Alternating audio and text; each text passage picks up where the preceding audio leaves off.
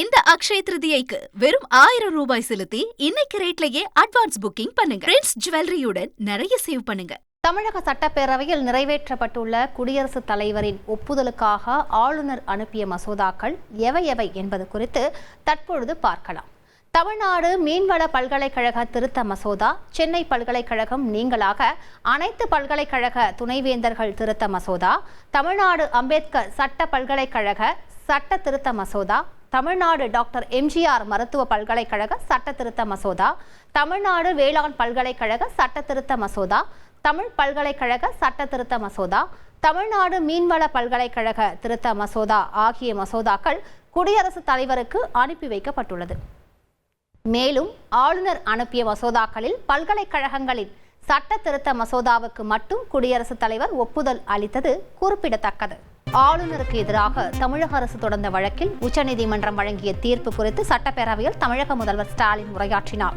அப்போது பேசிய அவர், உச்சநீதிமன்றத்தின் தீர்ப்புக்கு அதிமுக, பாஜக உறுப்பினர்கள் தவிர அனைத்து கட்சி உறுப்பினர்களும் வரவேற்பு அளித்துள்ளதாக தெரிவித்தார். மேலும் அவை முன்னவர் துரைமுருகனின் மடியில் வளர்ந்த தான் கொண்ட கொள்கையில் உறுதியாக இருப்பேன் எனவும் கூறினார். எதிர்கட்சியாக இருக்கக்கூடிய அதிமுக, அதேபோல மாநிலத்தை மத்தியில் ஆண்டு கொண்டிருக்கக்கூடிய பிஜேபி, இந்த ரெண்டு கட்சிகளை தவிர்த்து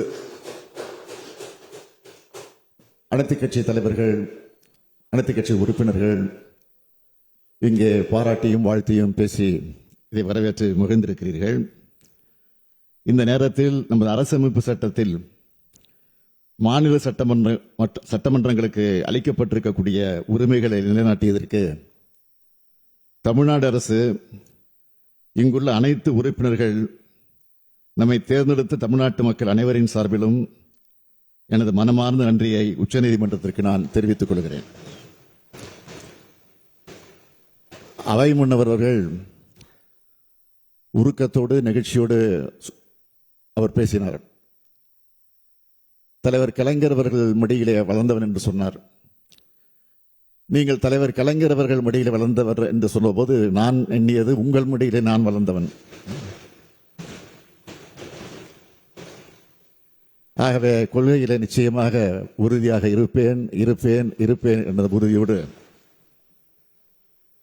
இந்த மகிழ்ச்சியை நாம் வெளிப்படுத்தக்கூடிய வகையில் அதிமுக, பிஜேபி உறுப்பினர்கள் தவிர்த்து அனைவரும் மேசை தட்டி நம்முடைய நன்றியை தெரிவிக்க வேண்டுகிறேன். க்ஷேத்ரிதிக்கு பிரின்ஸ் ஜுவல்லரியில நீங்க வாங்கும் ஒவ்வொரு 8 கிராம் தங்க நகைக்கும் 2000 மதிப்பிலான தங்கம் இலவசம். வெறும் 1000 ரூபாய் செலுத்தி இன்னைக்கே கோல்ட் ரேட்டை லாக் பண்ணுங்க. தந்தி டிவியை உங்கள் கேபிள் டிவி ஆபரேட்டரிடம் இலவசமாக கேட்டு பெறுங்கள்.